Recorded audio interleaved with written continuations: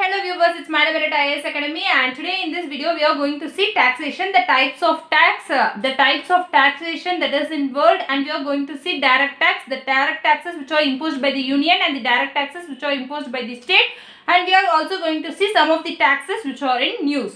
These are the things which we are going to see in this video. Earlier we have made a video on fiscal policy part 1, part 2, and this is fiscal policy part 3. So in fiscal policy part 1 we said what is fiscal policy, what is the importance of fiscal policy, and we have also discussed about the funds in India, consolidated fund of India, contingency fund of India and public accounts of India, and we have also seen money bill, financial bill and appropriation bill, and we have also discussed about vote on account and interim budget, and discussed about budget, the articles which deal about budget, financial bill, money bill and the consolidated fund of India, contingency fund of India and public account of India is all discussed in that video. And we have also discussed about the ministry, the finance ministry. We have discussed about the finance ministry and the departments which come under the finance ministry. We have discussed about economic survey, the one who releases economic survey, chief economic advisor. We have also discussed about the chief economic advisor. These are the things which we have discussed in part 1. In part 2 we have discussed about budget, revenue receipt, revenue expenditure, capital receipt, capital expenditure, and we have discussed about the types of deficit. We have 3 types of deficit: fiscal deficit, primary deficit and budget deficit, and we also have revenue deficit as well as capital deficit. We have discussed about all these deficits, and we have also discussed about fiscal stimulus, fiscal consolidation and FRBM Act. These are the things which are discussed in part 2 video, and this is part 3 in which we are going to discuss about taxation. So this taxation comes under, the taxes come under revenue receipt. Under revenue receipt we have tax and non-tax. Under tax we have direct tax as well as indirect tax. In direct tax we have certain things which we are going to see those things now. First, taxes can be classified into two. One is direct tax and another one is indirect tax. Direct taxes, the basic difference between direct tax and indirect tax is that in direct tax both the payer as well as the bearer are same, whereas in indirect tax the payer and the bearer are different. So let us see an example. Example for direct tax, we can say income tax. Income tax is an example of direct tax. In income tax you are going to get an income. Say if you are going to get 10,000 rupees, from your income you are going to pay a percentage of that money as a tax.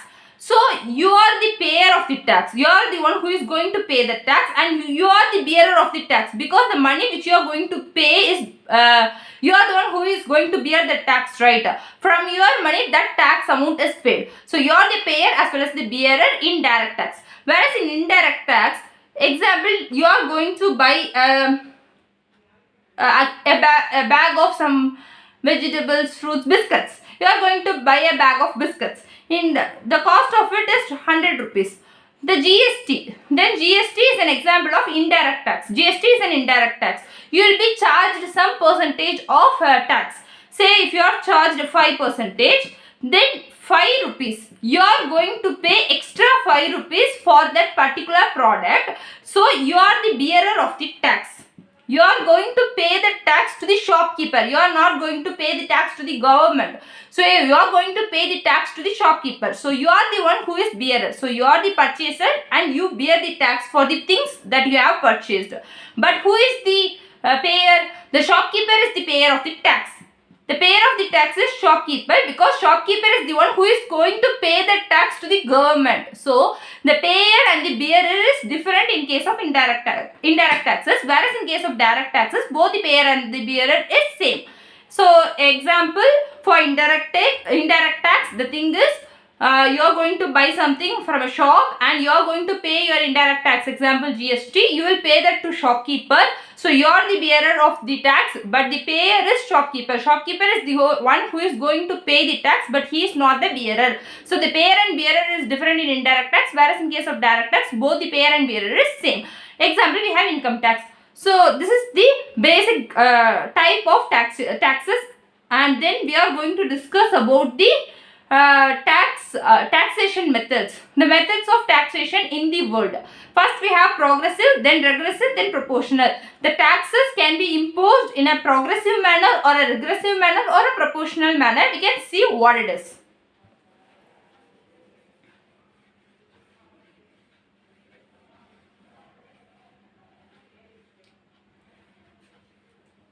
First, progressive tax. So in progressive tax, as income rises, the tax percentage also rises. Say if you are earning 100 rupees, if for 100 rupees 5% is the tax, then if you are earning say 1000 rupees, the tax percentage may be 10%. If you are earning 10,000 rupees, then tax percentage may be 20%. Based on your income, tax rises. So if income increases, tax also increases in case of progressive tax. Whereas in case of regressive tax, if the income rises, if there is a rise in income, then tax percentage will decrease. As income increases, tax will decrease in regressive tax. Example, if you are earning 100 rupees, then tax may be 20%. But if you are earning 1000 rupees, then tax will be 10%. If you are earning 10,000 rupees and above, then tax percentage may be just 5%. So if your income increases, tax will decrease in case of regressive tax. Whereas in proportional tax, that there will be a flat tax rate for all. There will be a flat tax rate for all. Say if it is 10%, irrespective of your income, whatever you earn, the tax will be 10%. If you are earning 100 rupees, you need to pay 10%. If you are earning 1000 rupees, you need to pay 10%. And if you are earning 10,000 or more than that, you need to pay 10%. Irrespective of your income, you need to pay tax in case of proportional tax. So in this three, something is followed in India. These are the three taxation methods which is followed in the world. In this three, something is followed in India. We will see what it is. First, progressive tax. As income rises, tax also increases. This is followed in many countries. Whereas in regressive tax, as income increases, tax decreases. This is to promote the entrepreneurs. This is to promote the business people. This is to promote the owners. It is a capitalist form, right? So it is followed in Western countries and it is followed in capitalist countries. Regressive tax. Most of the Western countries and capitalist countries. Whereas in proportional tax, it is an equality. For all, tax rate is same, irrespective of their income. In India, we don't follow this regressive tax at all. As income rises, tax decreases in regressive tax. We don't follow this at all in India. We follow a combined method of regressive, progressive as well as proportional tax. So let us see how it is. So in progressive, as income rises, tax percentage also increases. But in proportional, there is a flat tax rate for all. We follow a combined approach of progressive and proportional tax in which if there is a rise in income, tax increases. Yeah. There is a flat tax rate in proportional. Yes. There will be some tax slabs. There will be 3 or 4 tax slabs. Say 5%, 10%, 20%. There will be tax slabs. So if you are earning around 10,000 to 20,000, say, then you might fall in this. If you are earning from 20,000 to 40,000, you might be charged 10% as income tax. And if you are earning more than 40k, you might be charged 20%. Likewise, there will be a different tax slabs and there will be a limit. If you are earning is between 20,000 to 40,000, you fall under this tax slab. And if you are earning around 40k to 60k, you fall under this tax slab. So likewise, there will be a tax slab, but based on the income, the tax increases in this tax slabs. So this is what followed in India. We have tax slabs in which based on your income, your tax increases. So this is the method which is followed in India. And another thing which we have relating to taxation is Adam Smith. We have already seen who is Adam Smith. Adam Smith is the father of economy. He is considered as the father of economy. Adam Smith in his book Wealth of Nations said 4 canons of taxation. Adam Smith said 4 canons of taxation. The 4 canons of taxation which is said by Adam Smith is: 1 is equality and proportional. Rich should pay more taxes than the poor. This is what Adam Smith said. So the rich person should pay more taxes compared to that of poor.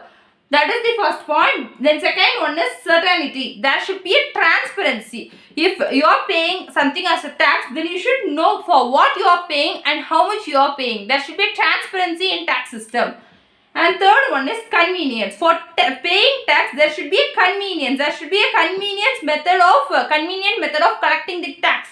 There should be convenience in tax system. And Economy. For collecting tax, you should spend less and the amount which you have collected should be more compared to the amount which you have spent.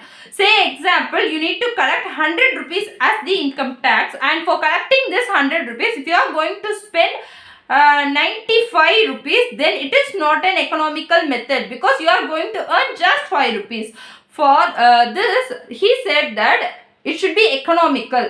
The collecting tax should be made easier. So these are the 4 canons of taxation which is said by Adam Smith. In first one, he said equality and proportional. The rich should pay more taxes compared to the poor. And in second, he said certainty, that is transparency in the taxation system. And third one is convenient. There should be a convenience in paying taxes. And the fourth one is economy. Collecting taxes should be made easy, made cheap. These are the 4 canons of taxation which is said by Adam Smith. Then we have direct tax. Under direct tax, we have already seen what is direct tax and what is indirect tax. In direct tax, we have certain things as direct tax and we have certain things as indirect tax. We are going to see direct tax in this video. So under direct tax, there are certain tax which are imposed by union and there are certain tax which are imposed by states. So now we are going to see the taxes which are imposed by union and the taxes which are imposed by states. The taxes which are imposed by union are, first one is we have income tax. Income tax is imposed by the union. Then we have corporate tax. Corporate tax is nothing but it is also an income tax, but it is paid by big corporate owners. So because of this, it is placed in a separate criteria. It is placed in a separate thing. Why? Because the amount of money which we have collected because of this corporate tax is huge. Because of this, we kept it as a separate thing. But corporate tax is also an income tax. And then we have minimum adulteration tax, capital gain tax and security transaction tax. These are the taxes which are imposed by the union, and we have certain taxes which are imposed by the states. In income tax, there is a fact that income tax is actually collected by the union, but income tax, agriculture, the income which you got from agriculture is not collected by the union, but it is collected by the states. So the agriculture income is collected by the states. It is an important point. It can be asked in UPSC question. So agriculture income is allowed collected by the states, but not all states impose agricultural income tax. There are certain states that are having an exception that do not collect agricultural income tax. Example, we have Tamil Nadu which do not collect agricultural income tax. And then